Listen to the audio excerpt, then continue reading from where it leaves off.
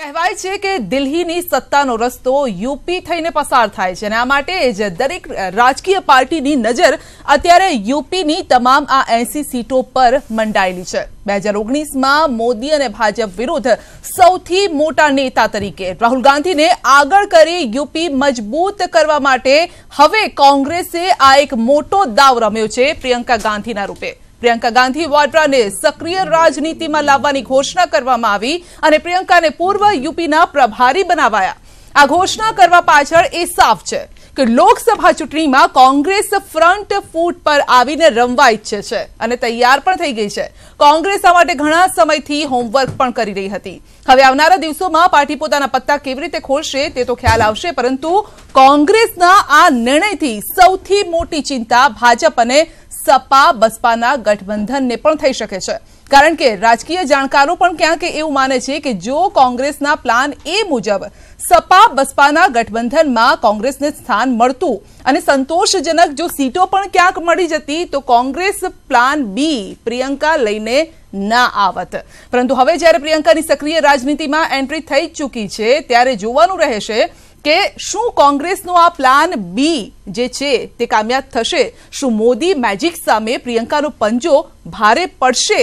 એ વિશે જ આપણે ચર્ચા કરીશું। આખરે પંજામાં આ પ્રિયંકાનો જે પંજો છે તે કેવી રીતે કામ લાગશે?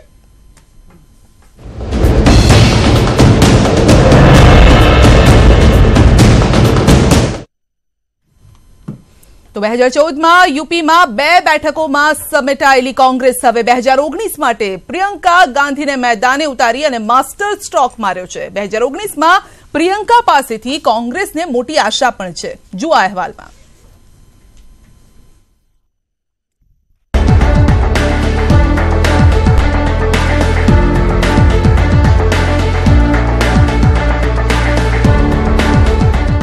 गांधी परिवारनी दीकरी प्रियंका गांधीए सक्रिय राजकारण में हवे ऑफिशियल एंट्री मारी दीधी छे।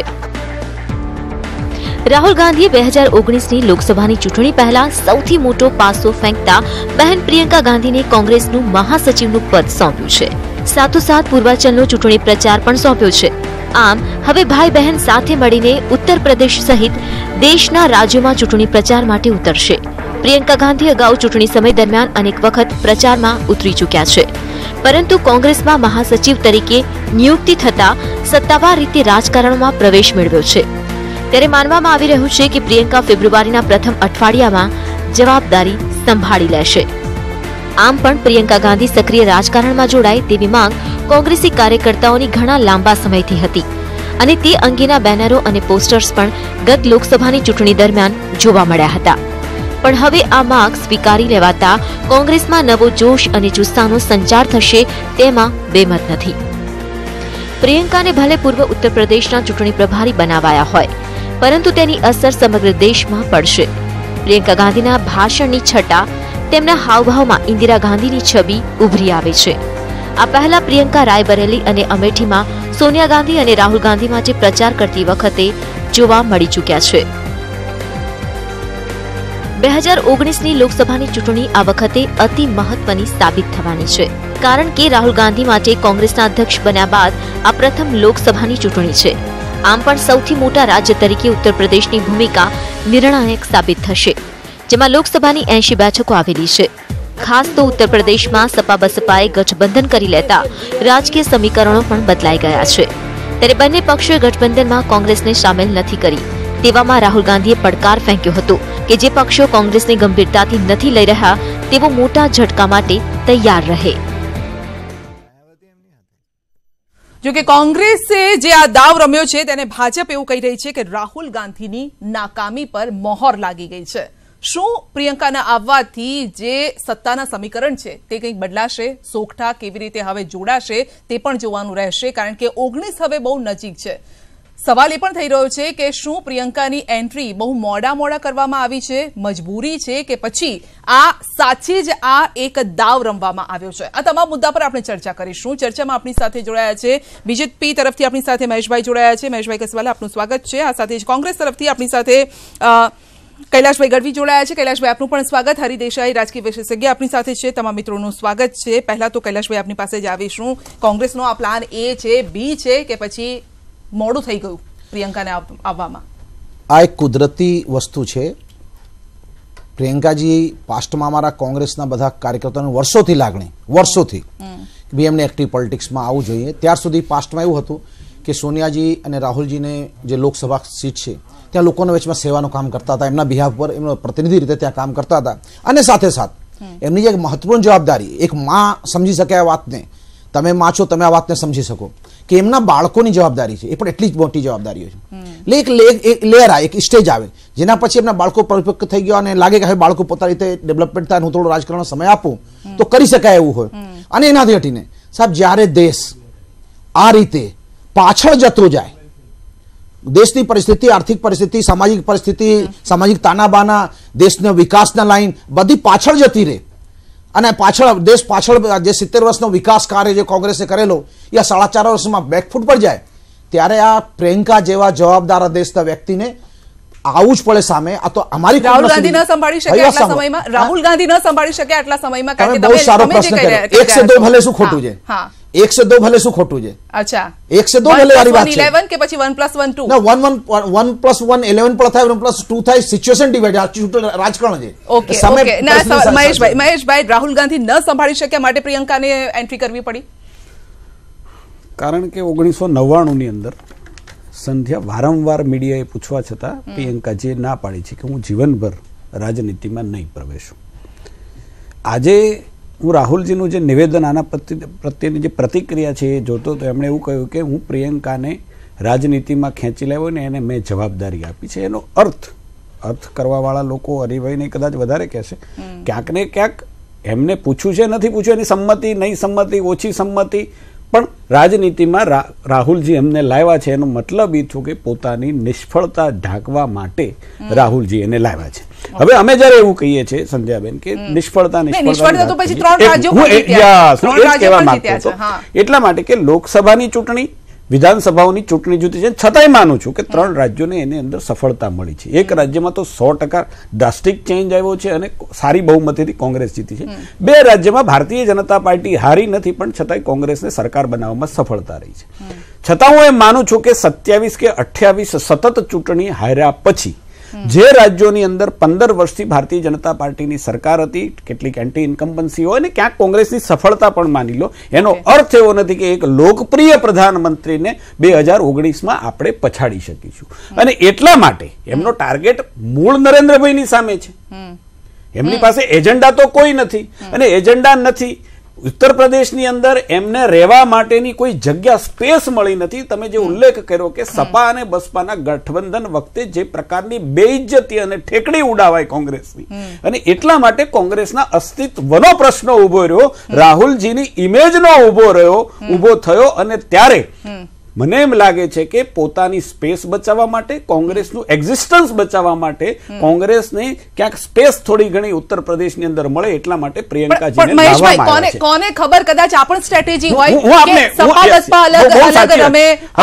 એ વાત કરું કે એમની સ્ટ્રેટેજી હશે તો એ આવ્યા હશે, એમાંય મને વાંધો નથી.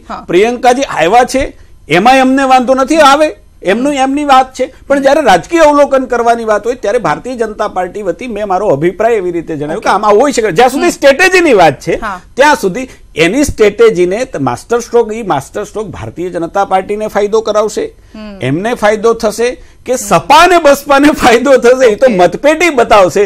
કારણ કે જે પ્રકારે ત્રિપાખીઓ જંગ થશે ને પછી મારે એ સ્ટ્રેટેજી અમારી કઈ ખુલ્લી પાડવાનો પ્રશ્ન ઉભો નથી, પણ જે થશે એ પરિણામ ખ્યાલ આવશે. હું આપને બતાવી દઉં, આપસમાં લડી લો એટલે પેલી શું કહેવાય, મારે વાર્તા યાદ નથી કરવી કે તમે બંને લડો પછી માસ્ટર સ્ટ્રોક આપે કહ્યું, માસ્ટર સ્ટ્રોક એટલે મેં કહ્યું કે આમાં માસ્ટર સ્ટ્રોક કોને ફાયદો કરશે એ તો સમય જણાવશે. ઓકે હરિભાઈ, આ વાર્તા જેવું છે, નાનપણમાં આપણે બહુ સાંભળી છે. પહેલા 2 બિલાડીઓની લડાઈમાં ત્રીજો ફાવે વાંદરો. હવે વાંદરો એમણે થવાનું એ નક્કી કરી રાખ્યું હોય તો ખબર નથી. મને મારા મિત્રની વાત ઉપરથી એવું ફલિત થાય છે. પણ પ્રશ્ન એ છે કે દેશનું ભવિષ્ય એ 2019ની લોકસભાની ચૂંટણી નક્કી કરવાની છે. લોકશાહી ટકવાની છે એ બાબતમાં મીનમેક નથી. આ દેશની અંદર ઇન્દિરા ગાંધીએ ઇમરજન્સી લાદી, ત્યાર પછી પણ ઇન્દિરા ગાંધીના જે માણસો હતા એ વખતના ખલનાયકો, એ બધાને ભારતીય જનતા પાર્ટીએ પોતાના ઘરમાં ગાલ્યા. ઉમેદવાર બનાવ્યા અને હાર્યા. 7 વખત કોંગ્રેસની ટિકિટ ઉપર જીતનારા ભારતીય જનતા પાર્ટીમાં જઈને હાર્યા. વીસી શુક્લ જે ઇન્દિરા ગાંધીનો પ્રોપોગન્ડા મિનિસ્ટર હતો, જે ખલનાયક હતો, એ હાર્યો અને મરતા પહેલા.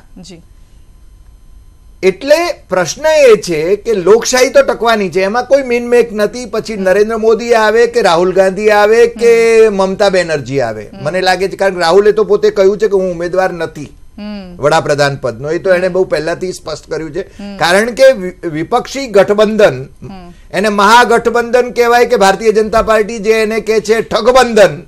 તો ભારતીય જનતા પાર્ટીએ અલગ અલગ જયારે કરેલું, કમ્યુનિસ્ટો સાથે સરકારોમાં બેઠેલી, ત્યારે પણ એ ઠગબંધન ગણાયું કે.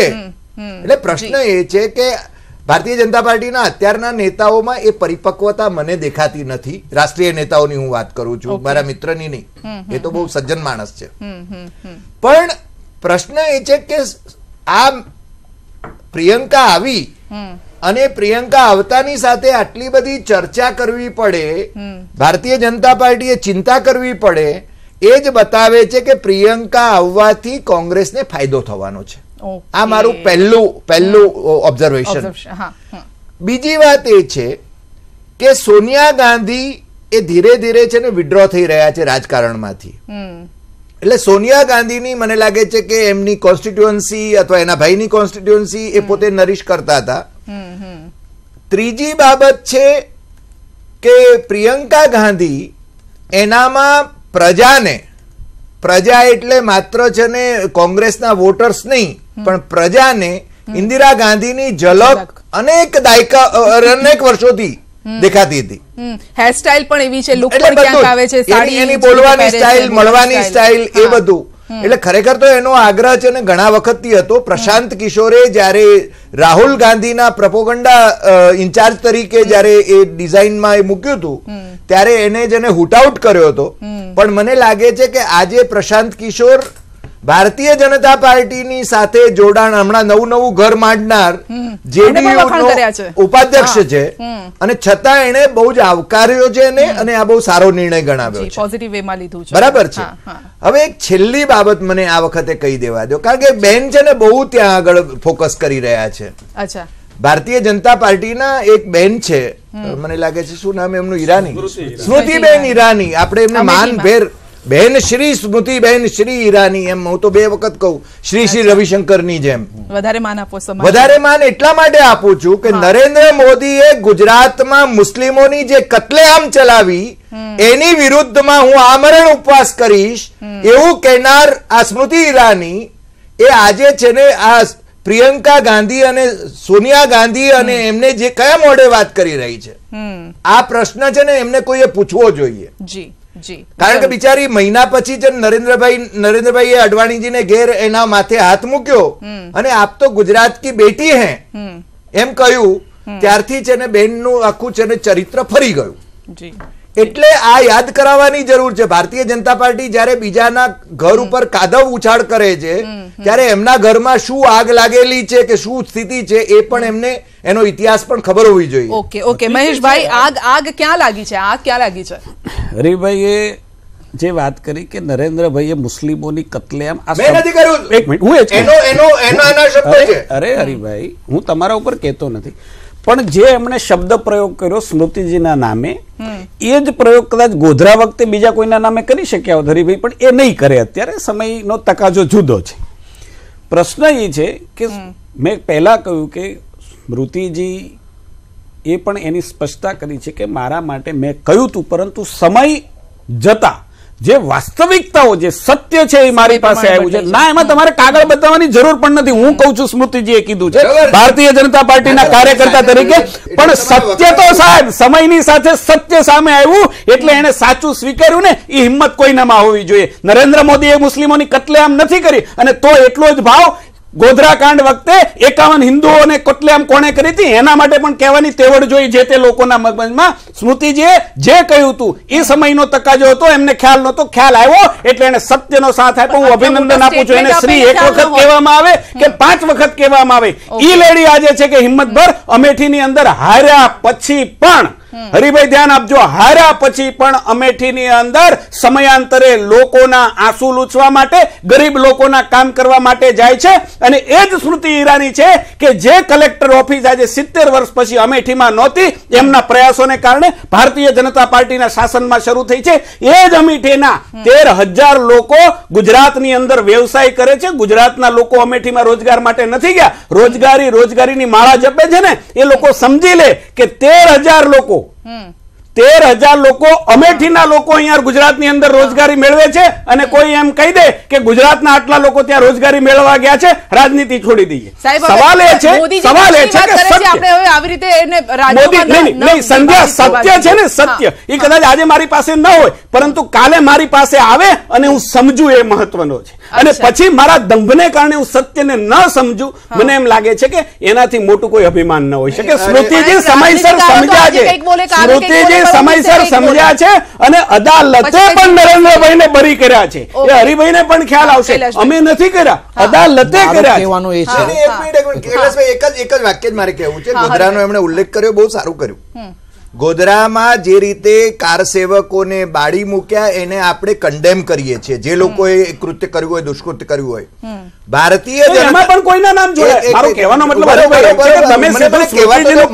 એટલા માટે મેં કીધું, આપનું બિલકુલ હું સન્માન કરું છું. એ જ લહેકામાં એ જ વખતે કીધું કે જે લોકોએ મુસ્લિમોનો, અરે હિન્દુ જે સેવકો હતા, કાર સેવકો, તો એની હત્યા કરી, એની નામે કોઈ નામ જોડી. મને લાગે છે અત્યારે આપણે ગોધરા ઉપર ચર્ચા નહોતા કરતા, એટલે આપણે સ્મૃતિ ઈરાની અમેઠીને કારણે આવે. એક પણ બીજી વાત હું કહું કે મને આનંદ વધારે એ થાત જો ગોધરાની અંદર મોહમ્મદ કલોટા જેવા ભારતીય જનતા પાર્ટીને ત્યાં આગળ પ્રમુખ તરીકે બેસાડનાર એ જેને જેલમાંથી નિર્દોષ છૂટી જતા હોય, તો તમે જો એમને દોષિત તરીકે સાબિત કર્યા હોત, તમારી સરકાર હતી, તંત્રનો વિષય છે, અમે નથી કરતા. જો અમે એવું કરતા હોત તો અમિત શાહ અમારી રાજ્યની સરકાર હતી, જેલમાં જાત જ નહીં. અમે ક્યારેય એ કરતા જ નથી, ક્યારેય નથી કરતા.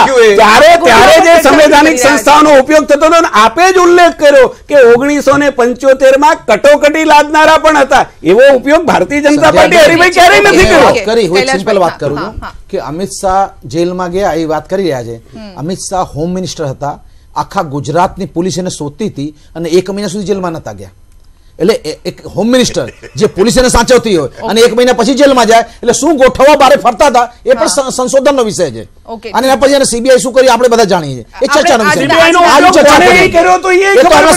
રાજીનામું આપ્યું ખબર છે મહેશભાઈ તમને, હમણાં શું થઈ રહ્યું ખબર છે બધે. રાત્રે 2 વાગે તામિલનાડુ 2 વાગે યાદ કરાયું,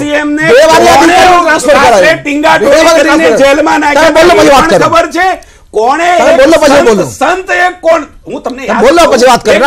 તમે બોલો ભાજપનો નવો સિસ્ટમ છે, ભાજપ એટલો ફ્રસ્ટ્રેશનમાં છે, આંદોલન કોઈની સામે બોલવાની જરૂર નથી. રાત્રે કોણે ટીંગાટોળી કરીને જેલના હવાલે કર્યા એ પણ ઇતિહાસ આપણે જાણી લેવો જોઈએ. જો પ્રિયંકા ગાંધી આ બધું હોત અને આ બધું ન થયું તો હું તો આવકારું છું પ્રિયંકા ગાંધી, કેમ આટલું બધું મોઢું આપણે ચૂપ રહીને, તો આપણે એક સાથે 27 ચૂંટણી હાર્યા ન હાર્યા હોત આપણે.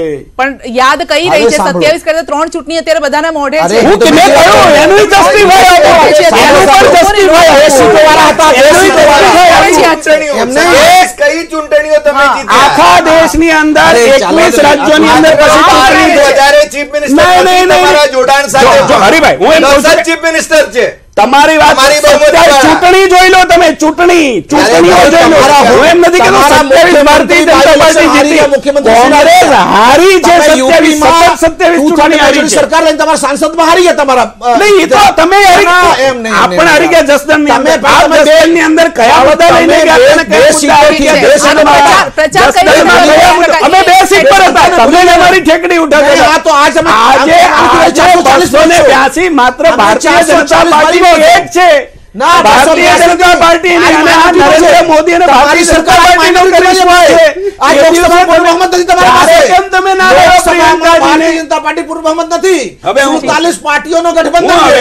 આ તમને સ્પષ્ટ કહી દઉં. બીજે તમે અમારો બોલો છો, અરે તમારું કેવી રીતે બોલો? તમે જવાબી વાળાનો પોપટ, તમારું સીએ તો તમે ક્યારે તો બે સીબીઆઈ તમારું ગણતરી કરી બાકી આ જો સતત કાચના 5 ચૂંટણીઓમાં રાજ્યમાં જે ભૂંડી હાર તમે સીએ થયો અને તમારી ગણતરીઓ આજે ઊંધી કરો છો. 282 માત્ર ભારતીય જનતા પાર્ટી, એમાં હરિભાઈ કદાચ હા પાડશે. એવી છે કે એમની પાસે ભારતીય જનતા પાર્ટીના 282 સાંસદો આજે છે, એમાં તમે હા પાડજો ખાલી. આમ તો તમે મને સાથ નહીં આપો. એ એવું કહે છે કે બધાના છે, આ પણ 45 પાર્ટીઓના છે, એટલે આશા છે. ના, હવે જીતા જુદી વાત. 282 અમારા માઇનોરિટીમાં છે. એનો મતલબ એવો થયો, એનો મતલબ એવો થયો. દરેક વાતમાં આપણું જૂઠાણું નહીં, તમે મારી સાંભળો. કૈલાસભાઈ, દરેક લાઈને આજ તમે માઇનોરિટીમાં છો, શું કામ? એ તમારા જે દેશના અમે કોઈ માઇનોરિટીમાં છીએ, અમારે માઇનોરિટીમાં આવવું નથી તમારી જેમ. અરે અમારે ઈ ખુશામત કોઈની માઇનોરિટીની સંજ્ઞા કરવી જ નથી. 40 પાર્ટીઓના ગઠબંધન અમારે માઇનોરિટીની કોઈ ખુશામત તમને કરવાની છે. 19 નજીક છે, માથે છે. અમારે માઇનોરિટીની કોઈ ખુશામત કરવી જ નથી. એ તમને મુબારક. અમારે કરવી જ નથી. ખુશામતની વાત હું કરું છું. એ સમજવા વાળા સમજી જૈનોની ખુશામત સમજવાવાળા સમજી જશે. આદિવાસીઓ દલિતો ખુશામતી નથી કરી, એ બધા કામ નથી કરવું. તમારે આદિવાસી દલિતો ઓબીસી માટે કામ નથી કરવું. ઓકે, એ બધા કેવા માંગુ છો? એ બધા સમજે છે બધા. ના, કેવો તમે? હું કહું છું કે જે માઇનોરિટીનો ઉલ્લેખ તમે કરો છો એ ખુશામત અમારે નથી છે. ઓકે, માઇનોરિટી ઓબીસી છે, એસટી એસસી કામ નથી કરવું. ઓબીસી માઇનોરિટીમાં છે, મને ખબર નથી. મને ખબર એ ચાર્ટર્ડ એકાઉન્ટન્ટમાં આવે, અમારામાં ના આવે. માઇનોરિટીમાં છે, ઓબીસી ના પાસ. અમારામાં એ આવે નહીં. આ કોર્સ અમારામાં ના આવે, આ કોર્સ અમારામાં જ આવે. તમે તો ઓબીસી એસસી એસટી માઇનોરિટીમાં આવે, એ ગણિત નહીં કરો તમે. નહીં, એ અમારામાં ગણિત જ ના આવે. જ્યાર સુધી પછાત રહી માઇનોરિટીમાં જ આવે. તમારામાં એ ગણિત આવે, અમારામાં એ કોમવાદ ગણિત જ ના આવે. આપવા માંગતા એટલે આ વાત કરી ઉભા થયો. અગર આમાં કોમવાદમાં ના હતો, દેશના પ્રધાનમંત્રી ઓબીસી પરથી આવો છો. આ પ્રધાનમંત્રી શું કામ બોલવું પડે?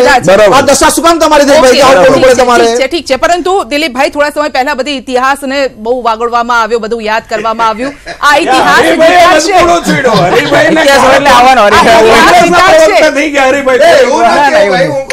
સપોર્ટમાં રહી ગયા, કોંગ્રેસના સપોર્ટમાં ગયા. સાચી વાત કઈ હતી જ નહીં.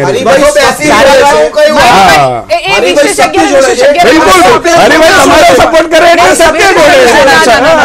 સાચી વાત હશે, એમાં આપણે કહીશું હરિભાઈ સત્ય જોડે, સત્ય કોંગ્રેસ જોડે. સત્ય કોંગ્રેસ જોડે. જવાબ આપવા દો, દિલીપભાઈને જવાબ આપવા દો. આ ઇતિહાસ જીતાડશે 19ની ચૂંટણી? ને આમાં ચૂંટણી જીતવા કરતા યુપી બિહારમાં એક ધ્યાન પેલા તરફ કરવા માટેનો એક આ બહુ સ્ટ્રેટેજિક મૂવ છે. તમે એટલા માટે સમજો કે માત્ર ઈસ્ટર્ન યુપીનો હવાલો આપ્યો છે એટલે એને કે બહુ મોટી જવાબદારી સોંપી દીધી હોય કે આખું કોંગ્રેસ સોંપી દીધી એવી વાત નથી. બહુ સ્ટ્રેટેજિક રીતે આપ્યું, કારણ કે ઉત્તર અરે પૂર્વ જે કહેવાય છે પ્રદેશ, એમાં યોગી આદિત્યનાથનું વર્ચસ્વ છે. કોંગ્રેસનું ત્યાં કંઈ ખાસ સંગઠન જેવું નથી, ખાસ એનું પેલું મહત્વ નથી. સાથે સાથે સિંધિયાને પણ રાખ્યા છે. એટલે આમાં પ્રોબ્લેમ એ થશે કે વાડરા પ્રિયંકા લાવો એટલે તમારે વાડરા લાવવા પડે. હવે એવી રીતે લાવ્યા છે કે બીજેપી પાસે વાડરા લાવશે તો તરત કહેશે કે તમે શું કર્યું 4.5 વર્ષ, પણ હવે તમે કરો. હવે ફરિયાદ, હવે ભાજપ પગલા નથી લીધા એ બી નડવાનું છે, અને હવે પગલા લે તો પણ નડે. બીજું માત્ર રાહુલ ગાંધીને સતત ટાર્ગેટ કરતા હતા, એના બદલે હવે તમારે 3 વ્યક્તિને ટાર્ગેટ કરવા પડશે, પ્રિયંકાને, વાડરાને અને રાહુલ ગાંધીને. અરે શરૂ થઈ ગયું છે. कैलाश विजय वर्गीय ट्वीट પણ કર્યું છે કે બસ अब जीजाजी तो बाकी है, उनको भी ले आओ, कोषाध्यक्ष बना दो. હા, અને એનું બી ચાલે છે. એવી પણ માહિતી ચાલે કે કદાચ એમને પણ એકાદી બેઠક આપવામાં આવે. એનો મતલબ એ થયો કે બીજેપીએ પોતાની સ્ટ્રેટેજી તો બદલવી. આજે જે રીતે રિએક્શન આપ્યા છે બધાએ, મોટે ભાગે વડાપ્રધાન સામાન્ય રીતે તરત કોમેન્ટ નથી આપતા. આજે એમણે પણ થોડા સમયમાં જ કોમેન્ટ આપી અને પરિવારની વાત કરી કે અમારા માટે પાર્ટી પરિવાર છે અને કોંગ્રેસમાં પરિવાર છે એ જ પાર્ટી છે એમ કરીને એમણે કોમેન્ટ કરી છે. પણ વાત કરતા સાચી પણ છે. પરિવાર નેતાઓના કેટલા દીકરાઓ છે બીજેપીમાં એ આપણને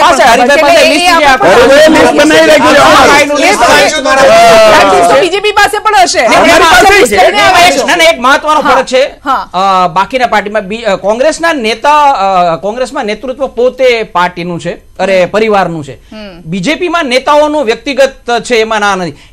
એટલા પૂરતો બીજેપી એમાં જુદું પડે છે કે એની જે સર્વોચ્ચ નેતાગીરી છે એમાં હજી સુધી નથી આવ્યો. આવતીકાલે આવે તો આપણને ખબર નથી.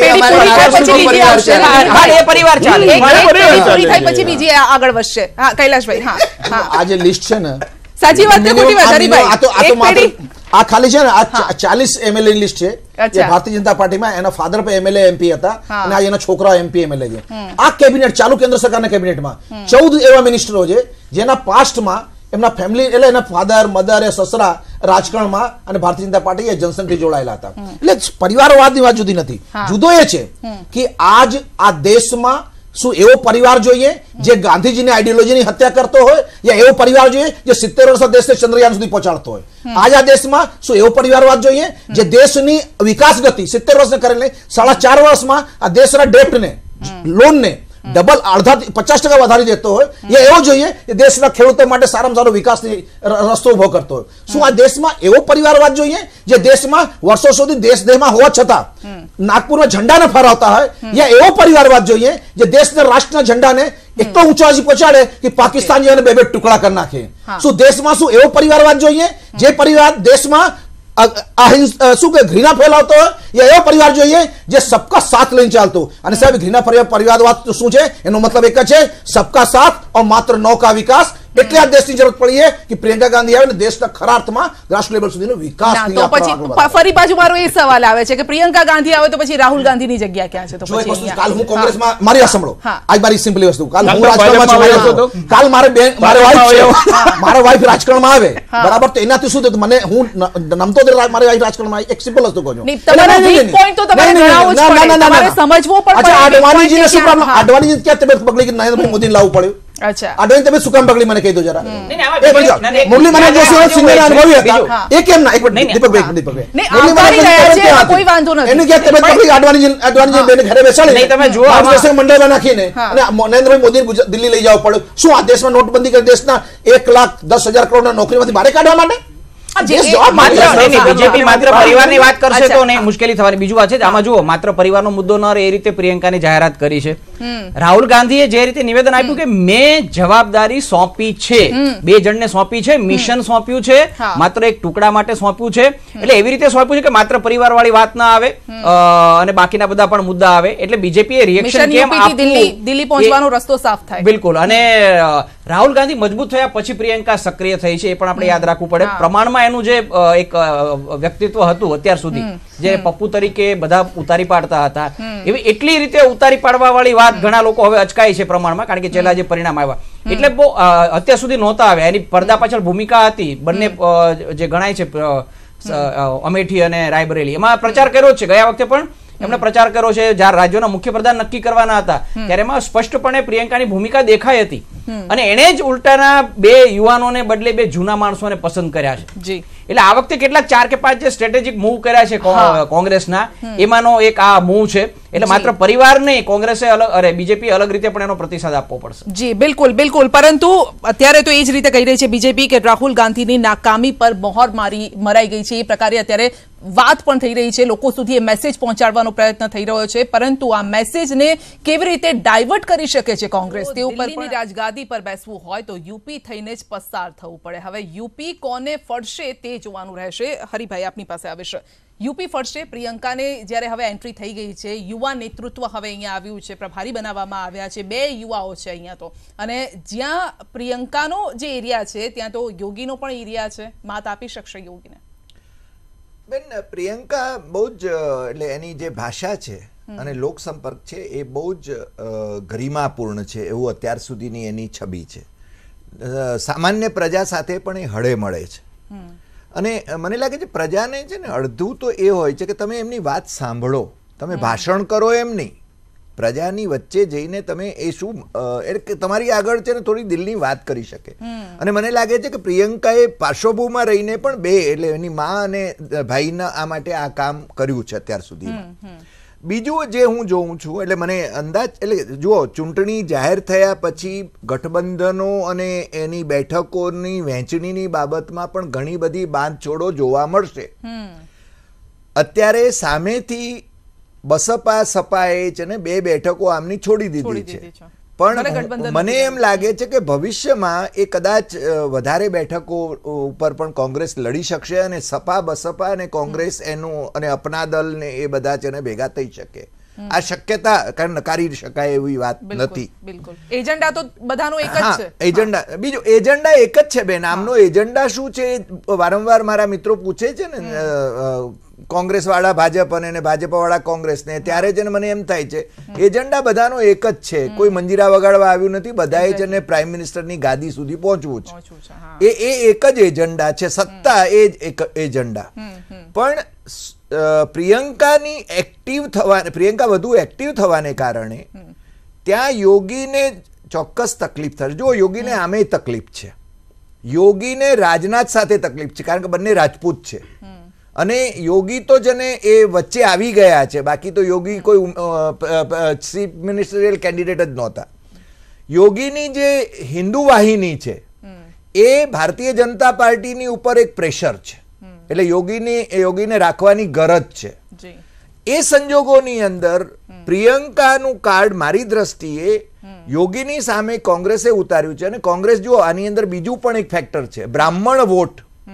બ્રાહ્મણ વોટ બેંક જે છે એને છે ને કોંગ્રેસ સાયલેન્ટલી નરીશ કરી રહી છે.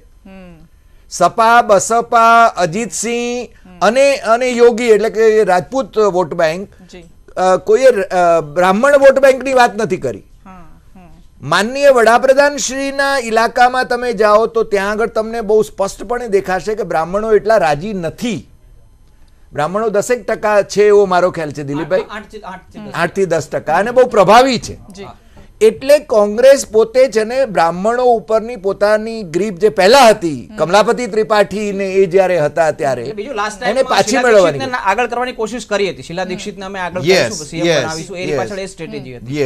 અને બીજું એમણે જે વાત કરી બ્રાહ્મણ વોટ માટે, એટલે આમાં સ્ટ્રેટેજી બીએસપી અને કોંગ્રેસનું ખાનગીમાં ગઠબંધન છે, જાહેરમાં નથી થયું. સ્ટ્રેટેજી એ છે કે ભાજપના વોટ હોય ને ત્યાં ભાગ પડાવો, અને એ ભાગ પડાવવાનું કામ કોંગ્રેસ કરે. એમાં બ્રાહ્મણ વોટ મહત્વના, બ્રાહ્મણ બન્યા ઠાકુર ત્રણેય, પણ એમાં બ્રાહ્મણ મુખ્ય. બીજું એસપી અને બીએસપી ના મોટા ભાગના જે એરિયા છે વર્ચસ્વના એ વેસ્ટર્ન યુપીમાં છે.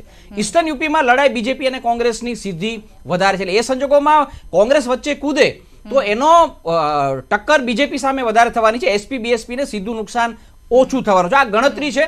પણ હવે આમાં આવું છે, કોઈ પણ સંખ્યા જો 3 ઉમેદવાર ઉભા થાય અને નજીકના ગેપ રહેવાનો હોય 5-7 હજાર વોટનો, એટલે થોડું ઘણું નુકસાન થઈ શકે છે. ફાયદાની સામે નુકસાન પણ મહેશભાઈ એવું કહેતા હતા આગલા સેશનમાં, મહેશભાઈ એવું કહેતા હતા કે એ લોકો લડ્યા કરશે, અમે જોયા કરીશું. એટલે એનો મતલબ એમ હતો કે બીજેપીને ફાયદો થશે.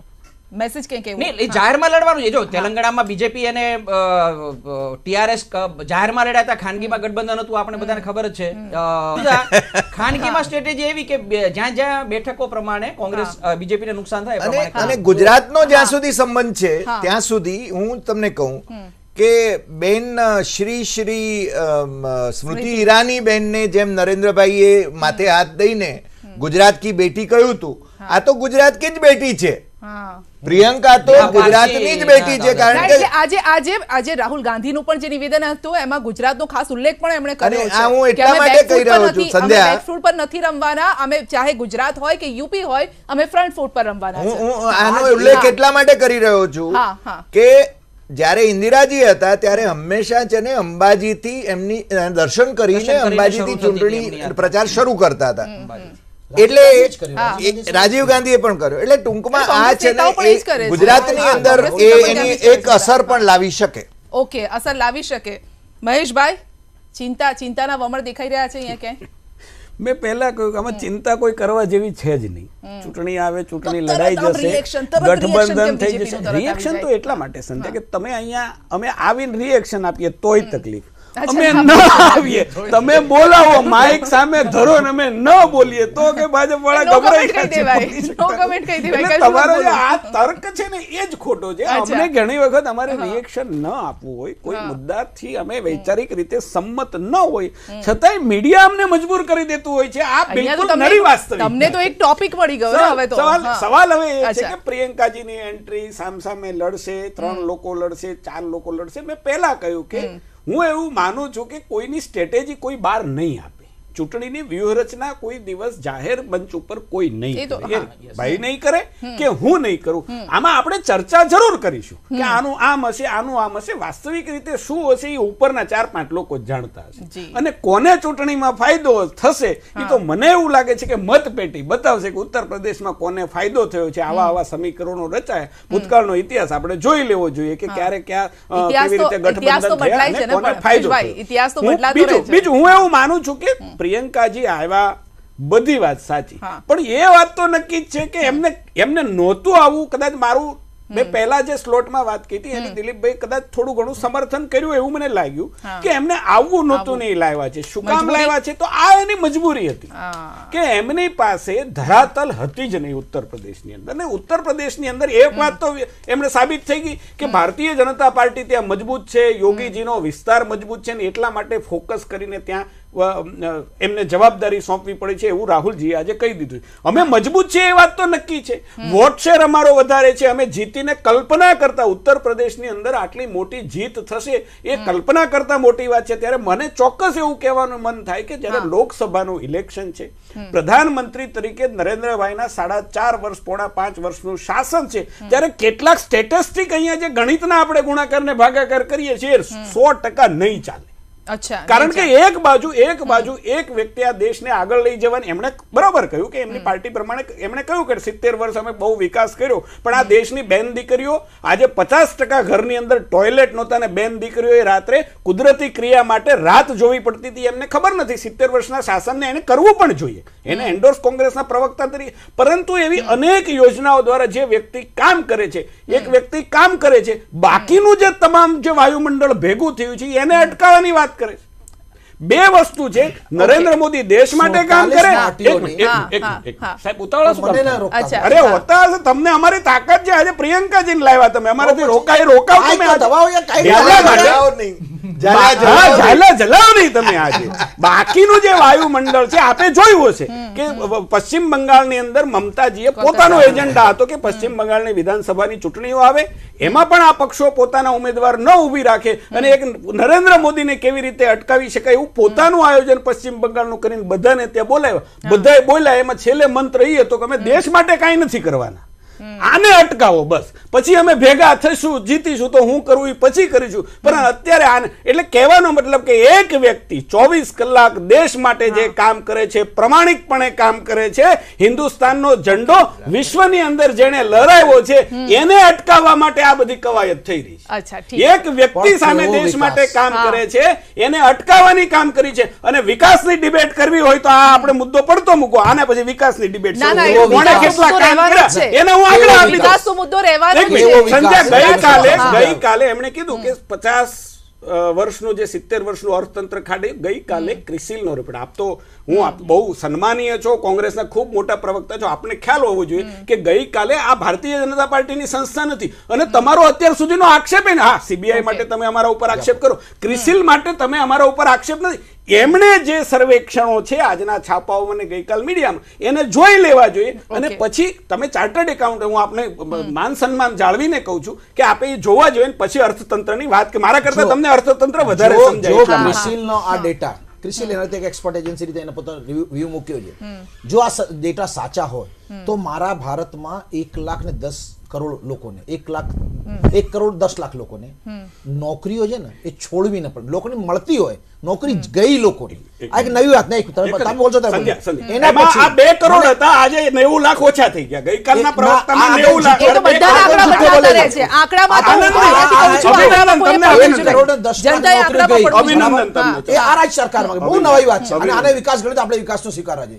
પ્રધાનમંત્રી ખુદ બોલ કરે, કોઈનો સાંભળે નહીં અને આને વિકાસની યાત્રા ગણતા આવ્યો તો આપણે વિકાસની યાત્રા ગણી લઈએ. આજ પણ દેશમાં જે 93% 97% દેશમાં ઇલેક્ટ્રિફિકેશન થઈ ગયો હોય અને 3% તમે કરો અને કહો અમે કર્યું અને એવા વાહવાહી લૂંટવાના હોય તો પણ તમને એવો વિકાસ, તમને મુબારક, આ દેશના લોકોને એવો વિકાસ એક્સેપ્ટ નથી. એના પછી જે ગામમાં ગેસ સિલિન્ડર ઉજ્જવલા યોજનાની વાત કરી રહ્યા છે સાહેબ, 95% તમારા મોંઘા ગેસના કારણે 95% રિફિલિંગ નથી થતું. પહેલા 80% હતો, એ વધીને 95% પહોંચી ગયો છે. એ રિફિલિંગ નથી થતો. લોકો બીજે ફેર ગેસ લેવા, કારણ કે આર્થિક રીતે મોંઘા હોવાના ગેસ સિલિન્ડર, કારણ કે અમારા પાસે 350 ગેસ સિલિન્ડર હતો, આ એમને તે 1000 રૂપિયા ગેસ સિલિન્ડર થઈ ગયો છે. લોકો નથી લઈ શકતા. એના પછી આજે વિકાસની આપણે વિકાસની વાત પ્રિયંકાજીની વાત કરવી છે, કારણ કે મારા મિત્રે બહુ આજ બોલા, એમનો વરાળ કાઢવો હતો કે એમને વાત ક્યાં કરવી, એટલે જુદી જુદી વાતો કરી, એમણે બહુ ખાસો સમય લીધો. મુદ્દો એ નથી. આજ મુદ્દો એ છે કે જે આ રાજ્યમાં આજ સુધી, આ દેશમાં આજ સુધી એક નામ ચાલતું પ્રધાનમંત્રી નરેન્દ્રભાઈ મોદી. આજ કોઈ નરેન્દ્રભાઈ મોદી માટે મત આપવા ત્યારે હું એવું માનું છું આ કોંગ્રેસના પ્રવક્તા ઓફિશિયલી તમને કહું છું, કારણ કે એમની જ પરિસ્થિતિ છે. લોકો એમના મામલામાં હવે એમની વાત ઉપર ભરોસો નથી કરતા. આઝાદ ભારતના ઇતિહાસમાં પહેલા પ્રધાનમંત્રી એવા છે જે કે છે એ ક્યારેય એવું કરતા નથી અને નથી કરતા એ બધું કે છે, અને દેશ માટે કોઈ ફળની વાત નથી. આજ બીજી વાત કરું, આ દેશના સિક્યુરિટીની વાત કરવા વાળા પ્રધાનમંત્રી રાફેલમાં 30,000 કરોડનો બારે વ્યાપાર કેને આપે છે? રિલાયન્સ જેવા 15 દિવસ પહેલા બની કંપની, અને આ દેશના વર્ષોથી 70 વર્ષ વરું કહું છું, 70 વર્ષથી દેશના વિકાસમાં મહત્તમ કામ કરનારી HAL છે, એને કામ નથી સોંપતા. હવે ખબર નહીં અંડરસ્ટેન્ડિંગ શું છે. આ દેશમાં એક સારા, જ્યારે આ CBI એ રાફેલની ઇન્વેસ્ટિગેશન ચાલુ કરે છે ત્યારે અધિકારીઓ કાઢી દેવામાં આવે છે, અને મોદી સાહેબ એટલે આ દેશમાં પ્રધાનમંત્રીના શબ્દનો કોઈ પણ લોકોના ભરોસો. પ્રધાનમંત્રી છે પોસ્ટની ઇજ્જત છે. આજે નરેન્દ્ર મોદી આ દેશમાં કોઈ કઈ બહુ સારા નેતા છે, એ વિશ્વાસુ નેતા છે, એ નથી રહ્યો. ક્રેડિટ રેટિંગ જો, અને હું કહીશ મારા મિત્રને ક્રિસિલથી કઈ એવો રેટિંગ કઢાવ, ક્રિસિલમાં કામ નથી, ફાઇનાન્શિયલ ડેટા પર કામ કરે છે, પણ વ્યક્તિ જેના પર કઈ કામ કરે તો કઢાવશો તો ખબર પડશે કે 25% પર જે કેવો છે વેલ્યુ આ દેશમાં પ્રધાનમંત્રી મત આપવાનો. પરંતુ છેલ્લે તો કૈલાશભાઈ એ જોઈ છે ને, જીત એ જીત હોય છે, કોની પણ હોય, તમારી હોય, પછી આની હોય, જો જીતાવો સિકંદર 2014 ની વાત છે, જુમલાઓથી બની સરકારની વાત છે, તુક્કાઓથી ચાલતી સરકારની વાત છે. ભારતીય જનતા પાર્ટી નથી. હવે સમય જતો રહ્યો. એ જોઈશું 2019 માં નવી સરકારની તૈયારી થાય છે. 19 માં કોનું પત્તું ભારે રહે છે એ પણ આપણે જોઈશું, કોનું પલડું ભારે રહે છે. ચર્ચા ચાલી રહી છે પ્રિયંકા ગાંધીની સક્રિય રાજકારણમાં જે એન્ટ્રી થઈ છે તેના ઉપર. દિલીપભાઈ, આગળનું દ્રશ્ય હવે કઈ રીતે દેખાઈ રહ્યું છે પ્રિયંકાની એન્ટ્રી બાદનું, અને યુપીનું રાજકારણ કેવી રીતે બદલાશે? યુપીનું રાજકારણ મેં કહ્યું પ્રમાણે જો સ્ટ્રેટેજી પ્રમાણે લાવ્યા હશે તો પ્રિયંકાને નેશનલ લેવલે બહુ એક્સપોઝ કરવાની કોશિશ નહીં કરે, એને બને ત્યાં સુધી યુપી પૂરતા જ કન્સન્ટ્રેટ કરવાની કોશિશ કરશે. એને કારણે ફાયદો એ થશે કે બીજેપી માત્ર રાહુલને ટાર્ગેટ કર્યા કરતા તેને બદલે એમણે પ્રિયંકા વિરુદ્ધ પણ નિવેદનો આપવા પડશે. એટલી શક્તિ એની વેડફાસા સાથે એણે વાડરાને પણ યાદ કરવા પડશે. એટલે હવે જે ટાર્ગેટ એક જ વ્યક્તિ ઉપર મુદ્દો ટાર્ગેટ કરવાનો, તેને બદલે બીજું જે નિષ્ણાત, જે નજીક, હું બહુ નજીક તેને પણ જે નજીકથી જાણીએ લોકો કહે છે એનું 2 લેવલે કોમ્યુનિકેશન પ્રિયંકાનું સારું છે, પોતાના કાર્યકરો સાથે ઉપરાંત બાકીના પક્ષ સાથે. કારણ કે SP BSP સાથે જ્યારે ભૂતકાળમાં ચર્ચા કરવાની વાત હતી ત્યારે મુલાયમસિંહને એવી આ બધા ઘણા લોકો ચર્ચા પણ કરી કે અડધી રાત્રે પ્રિયંકાએ ફોન કરી અને મામલાને સોલ્યુશન લાવ્યું હતું.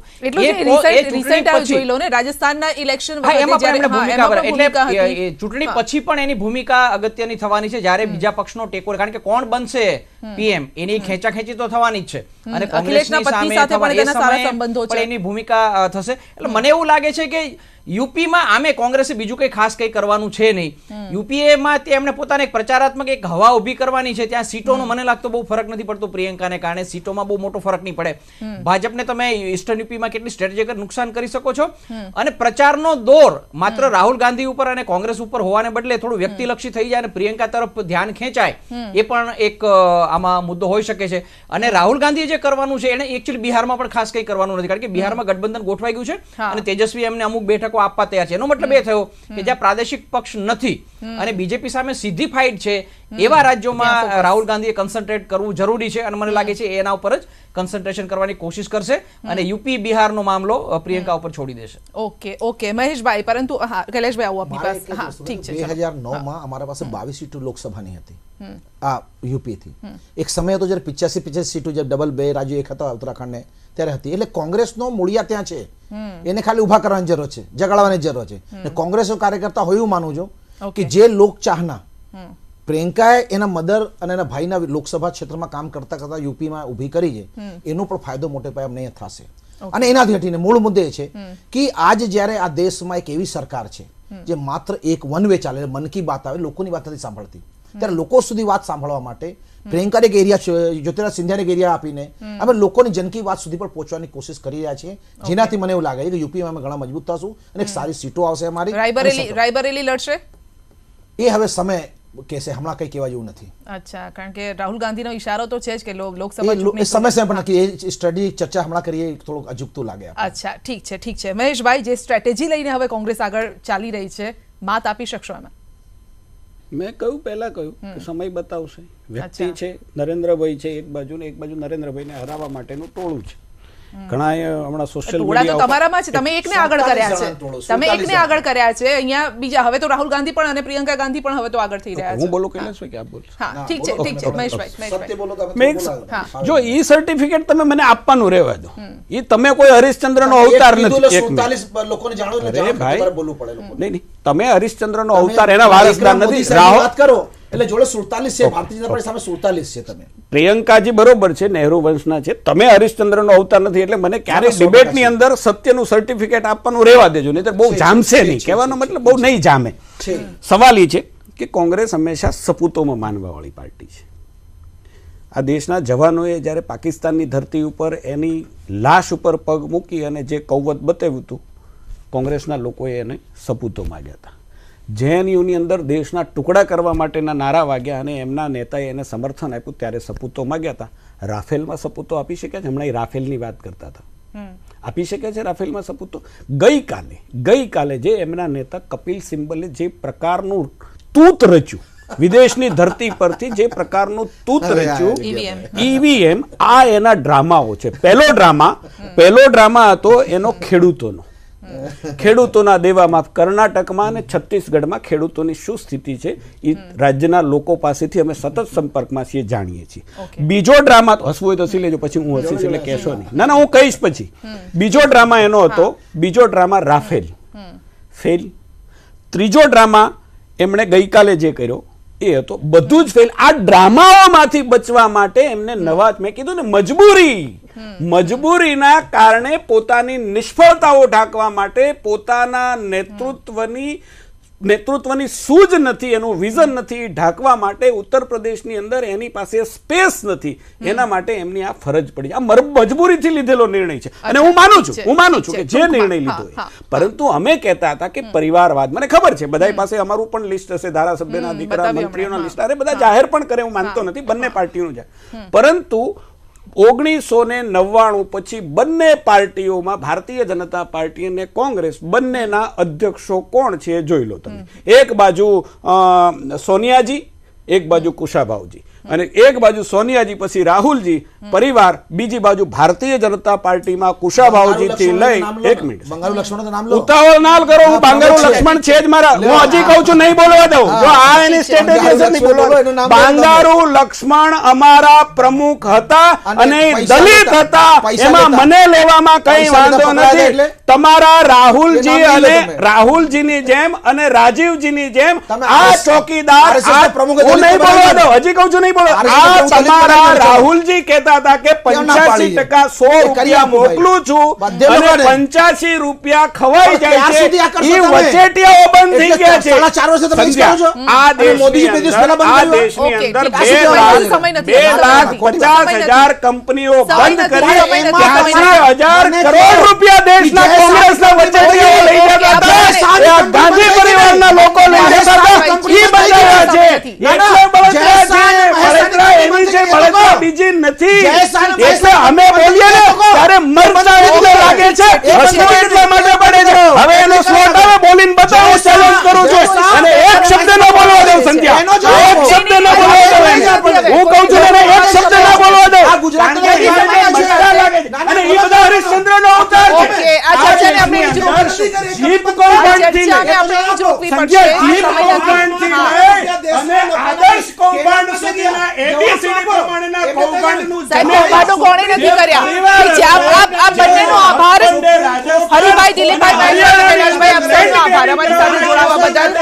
આ રીતે ચર્ચા ન થઈ શકે અને આ ચર્ચા જતા ઉગ્ર સ્વરૂપ ધારણ કરી રહ્યું છે. પરંતુ હવે જોવું રહેશે પ્રચાર કેવી રીતે ઉગ્ર થાય છે અને જીત કોણ હાંસલ કરે છે. જો અનુરાગ આટલું જ રજા આપશો.